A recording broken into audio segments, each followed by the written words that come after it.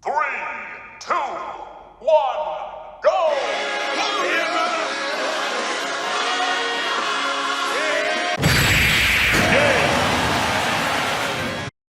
Can we just take a second to appreciate how weird of a choice you just made? I mean, there are tons of other videos that you could watch right now, but you preferred to click on a video that uses gaming terminology to rank the power levels of people that are mainly popular with conservative Christian boomers.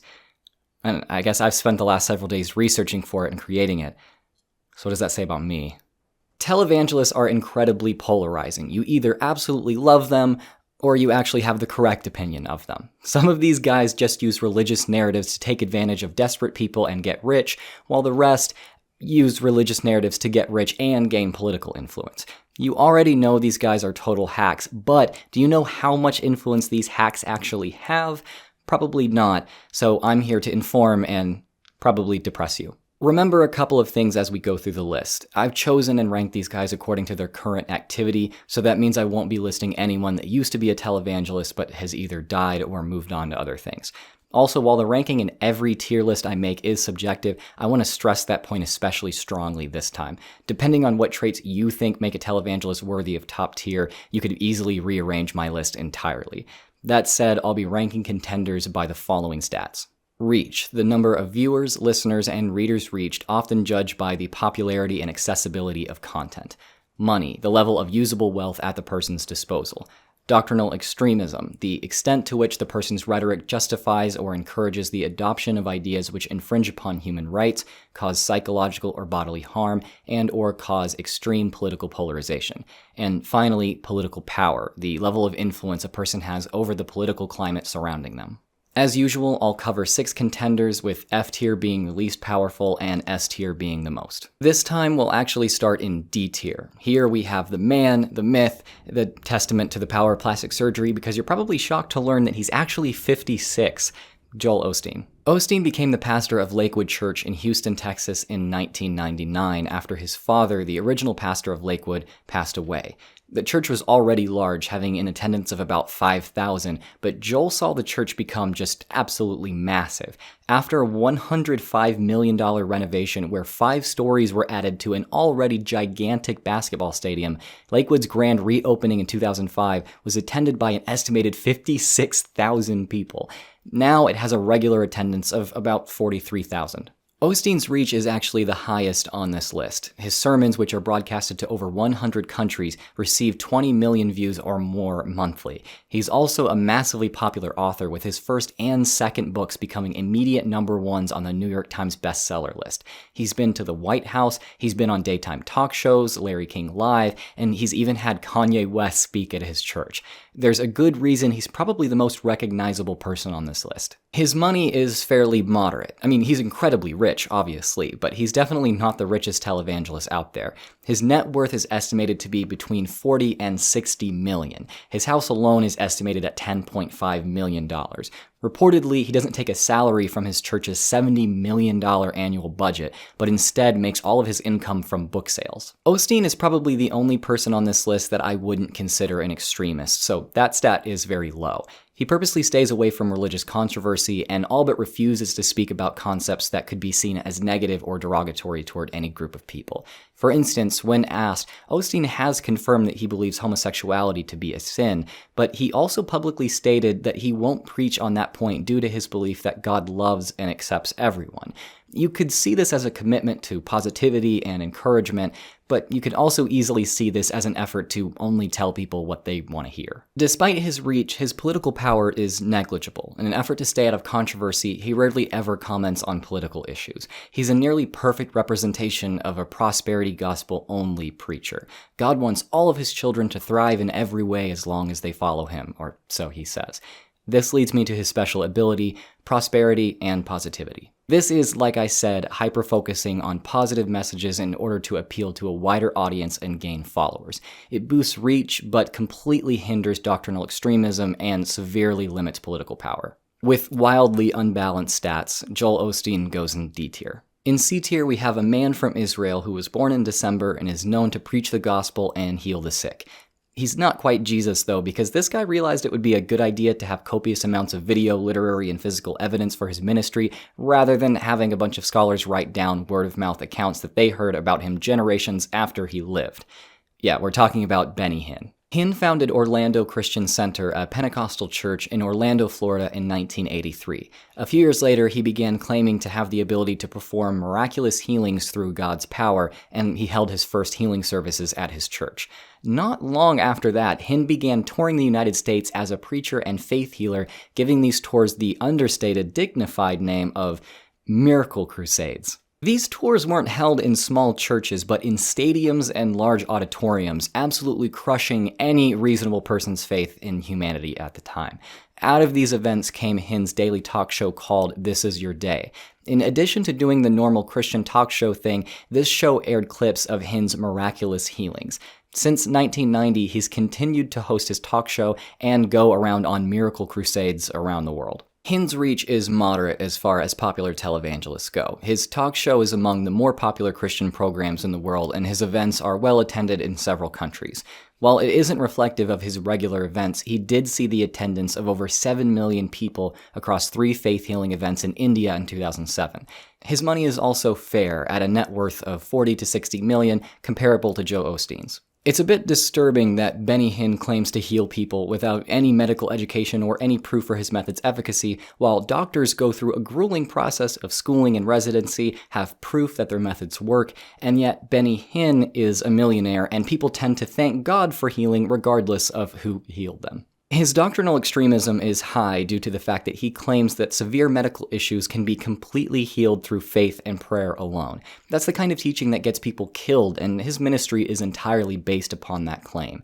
Faith healing is just a magic show where those in attendance think the magic is real and would literally bet their lives on it.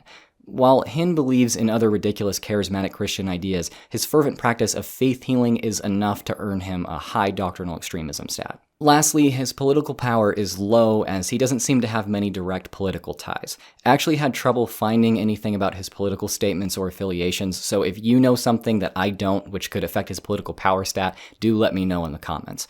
With one major weakness and otherwise moderate stats, Benny Hinn lands in C tier. On to B tier, where we have the only man on earth who could probably pull off Jack Nicholson's Joker look without any makeup, Kenneth Copeland. I'm not trying to be mean, but when I was researching for this video, I let out multiple audible gasps when Kenneth Copeland's face came across my screen. It's not just his face either, it's his expressions. I mean, someone should tell him that God wouldn't mind if he just aged gracefully, or either that or we just need to tell his family to stop feeding him after midnight. Copeland has been a televangelist for decades. His show, Believer's Voice of Victory, runs on multiple popular Christian networks across the world. Historically, his ministry has put on 6-day-long conferences multiple times per year all around the United States. Now those conferences are less common, but the ministry still holds its annual Believers Convention on the week of July 4th in Fort Worth, Texas, which is where I live. And before you ask, no, I've never gone because I'm afraid that if I go, I might see Kenneth Copeland walking toward me at some point, and I feel like that's just exactly the kind of thing that the people in Bird Box saw before they died. I can't do it. Copeland's reach is pretty moderate. He's very well known in the evangelical community, probably drawing as much negative attention as positive at this point. He has a fairly popular show, has published a few books, and has even released a few albums. From my research, it seems that he was a bit more popular and a lot more well-liked in the past. His money stat is absurdly high, as his net worth is estimated to be around $760 million, so he's by far the richest on this list. It's hard to tell exactly how he made so much more than other televangelists, but there are a few facts about his ministry that do stand out in this regard. For decades, Copeland has basically sold God's blessings for cash. Although he's recently apologized for doing so, he's told his audience countless times that if they donate to him, God will bless them for it many times over. Basically, he said that if you give him your money, God will pay you back with interest. He also uses a special ability to buff his money stat, tax evasion. This is using one's nonprofit entities to acquire assets, then giving or selling them to individuals or for-profit entities in order to make personal profit without being taxed. Copeland has purchased a $6.3 million home, a $20 million jet, and several other multi-million-dollar aircraft while paying taxes on none of it, since it technically belongs to his ministry. He's even been known to use those planes to take his friends and family on vacations to Hawaii and Fiji, writing them off as necessary stops for pilot rest on the way to a speaking engagement. He has a moderate doctrinal extremism stat. Copeland promotes healing through faith, although he doesn't tour the world to faith heal people. Gloria Copeland, Kenneth's wife, has spoken on their ministry show, asking the audience if they really want to go to the doctor for their health problems, where they'll probably be given poison that makes you sicker, when they could instead come to church and hear the word of God and let faith come into your heart and be healed. They've also been known to promote anti-vaccination sentiment, although when there was a measles outbreak near their Fort Worth headquarters in 2013, they publicly stated that they weren't totally against vaccines, only that they had concerns about vaccine schedules and additives causing complications like autism in young children.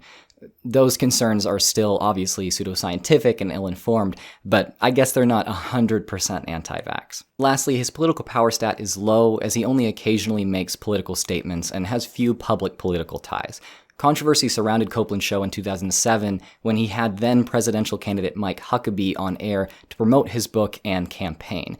Constitutionally, tax-exempt religious institutions are not allowed to promote specific politicians, but this is America, where the separation of church and state is diligently enforced, except in the case of Christianity. With fairly balanced stats and one special ability which maxes out his money stat, Kenneth Copeland makes it to B tier. In A tier, I actually place two televangelists. The first I'll cover is a man that I've long referred to as my favorite dinosaur, Pat Robertson. This guy has been hustling in the evangelical scene for like 60 years now. He founded the huge Christian broadcasting network International Family Entertainment, Inc., which is now ABC Family, a huge network, Regent University, and several other entities that I'll just put on the screen because they would just take way too long to list. This guy knows how to get things done. He's also a best-selling author and the host of one of the most recognizable Christian shows ever, The 700 Club. You know, I do get confused about the name of that show because, Pat Robertson is on there every day, but I've never seen them invite another 700-year-old on the show before. His reach is obviously huge. He's unique in that he doesn't just reach people through his show and books, but also through the networks he influences, the university he runs, and the incessant coverage of his political commentary that he receives from both his supporters and detractors. His huge audience of viewers and readers would be enough to earn him a spot on this list, but his reach and influence in other domains make him high tier. His money stat by net worth is the second highest on this list, as it's estimated to be over $200 million. Robertson has been a successful businessman for so long that he doesn't even need to dodge taxes like Kenneth Copeland in order to be crazy rich. With his fame, ownership, and sales of multiple networks, and incredible book sales, it's easy to see where his money comes from. For doctrinal extremism, his stat is moderate. While he takes it relatively easy on faith-healing claims compared to some others on this list, he still promotes some pretty wacky and harmful ideas. Pat seems to think that everything he doesn't like is caused by other things he doesn't like. He doesn't like hurricanes, obviously, and he doesn't like gay people, so he's posited that hurricanes are just God's wrath on America for legalizing gay marriage, not like we had hurricanes before that. He's blamed terrorism, crime, and natural disasters on things like liberalism, abortions, and atheists. These ideas, ironically, though, promote bigotry and can motivate hate crimes and political extremism. If it were the late 80s or early 90s, Robertson's political power stat would be much higher. He's always been involved in conservative politics, having founded political groups like the Christian Coalition of America in 1989 and the American Center for Law and Justice in 1990, the former being a Christian advocacy and voting group, and the latter being a legal organization which fights for Christian protections in the legal system. He also ran for president in 1988 as a Republican, kind of riding on Ronald Reagan's hyper-religious coattails.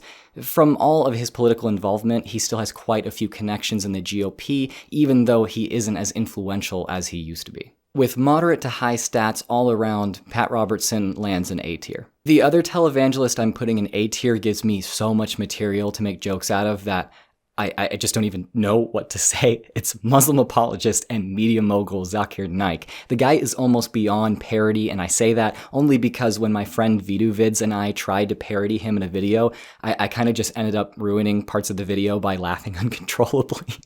Det var deras very present, George Peterson. What does it mean? मतलब the meme in the Arabic language is the what is so bro? I haven't said anything yet. It's so funny though. Alright, cool. It's like I'm imagining them actually doing it. Zakir Naik is an Islamic televangelist who founded the Islamic Research Foundation as well as the popular Islamic media network Peace TV. Honestly, everything you should know about him is relevant to his stats. Zakir Naik's reach is pretty incredible. He's probably the most popular Islamic televangelist in the world. As my ex-Muslim friends have told me, he's pretty much a household name in a lot of Muslim communities. He regularly preaches to packed-out auditoriums, participates in highly attended debates, sells DVDs of those lectures and talks throughout the Muslim world, and broadcasts his shows on Peace TV to any country that hasn't banned him yet. His reach is somewhat hurt by the fact that his preaching is banned in India and Bangladesh, and the fact that he isn't allowed entry into the UK or Canada, probably the US at some point, I know it's coming, due to his controversial messages. His level of wealth is honestly very difficult to discern for me. I was able to find out that he gained residency in Malaysia at one point by depositing over $2 million in a Malaysian bank. I also found an Indian news article saying that the Indian National Investigation Agency was investigating his 78 different bank accounts and the $14 million worth of real estate which Naik and his business associates owned around Mumbai.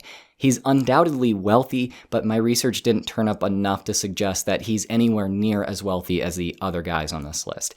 If you know more than I do about Naik's wealth, do feel free to let me know about that in the comments. Doctrinal extremism is easily his strongest stat. Zakir Naik is Salafi, and for those of you who are unfamiliar with that, it's essentially fundamentalist, literalist Islam. As such, he preaches that LGBT people and apostates from Islam should face capital punishment. He's in favor of an Islamic state enforcing literalist Sharia law and has accurately been described as an Islamic supremacist. Several terrorist attacks have actually been linked back to Naik's followers, including the largest attack in Bangladesh's history, which killed 29 people in 2016. While it doesn't seem like Naik directly advocates this kind of violence, he does support a political ideology that kind of necessitates violent attempts at an Islamic revolution like this. This is why he's banned in several countries, including his home country of India. From what I understand, he's kind of on the run from the law right now. He's still preaching, but he has recently moved around quite a bit in order to avoid arrest and questioning regarding his connection to the type of violence I mentioned. I've classified his political power stat as moderate. Again, I had trouble discerning some of this information, as there's so many articles about criminal investigations and terror attacks that all gave me incomplete pictures of his activity and influence. He's received high praise from the Salafi community across the world, including the government of Saudi Arabia, and he obviously has enough ideological influence to motivate some radicals to act. This is where his special ability comes in, it's voicing a movement. Naik provides an accessible voice for a growing Islamic movement, Salafism. The movement is already popular, so when he talks about it, he gains an audience. His advocacy for the movement, in turn, makes it even more popular, and a vicious cycle is formed. He profits off the movement, and the movement then profits off him. This ability boosts his doctrinal extremism and his political power stats. With moderate to strong stats and a special ability which maxes out his doctrinal extremism stat, Zakir Naik belongs in A tier. Finally, we're at S tier, where my pick for the most powerful televangelist is a man who's known to teach people the true power of Jesus, pro-Trump propaganda, homophobia, and nepotism.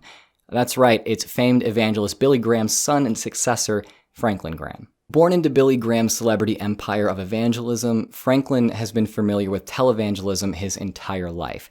While he served as president of the Christian charity Samaritan's Purse since 1979, his career in evangelism really only seemed to get started in 1989. That's when he began preaching sermons of his own and running events for the Billy Graham Evangelistic Association, which controls all of Billy Graham's intellectual property, including his countless famous sermons. Franklin Graham has been a recognizable name since before he did much to earn any fame on his own merit. I mean, Billy Graham is probably the most internationally famous evangelist in modern history, so being related to him actually gets your reach pretty far. On top of that, Franklin Graham controls the circulation of his father's and his own sermons on so many networks and radio stations that I won't even try to list them. You can just go see them on their website. This allows Franklin Graham's reach to extend incredibly far. His net worth is estimated to be lower than most of the others on this list at $10 million. However, through Samaritan's Purse and the Billy Graham Evangelistic Association, Franklin directs hundreds of millions of dollars per year. He likely has access to more capital than Kenneth Copeland, even though much less of that capital is strictly his own. When the lesser organization you run, Samaritan's Purse, has a gross income of over $400 million annually, you have a lot of power to throw around monetarily. I think this justifies his high money stat, even though his net worth is lower. Like several others on this list, his doctrinal extremism stat is moderate because, what a surprise, he blindly supports even conflicting GOP policy proposals and advocates for gay people to be sent to conversion therapy. He could easily be considered Donald Trump's Christian bulldog, as he's had a hand in creating the narrative that Trump is God's anointed leader for America.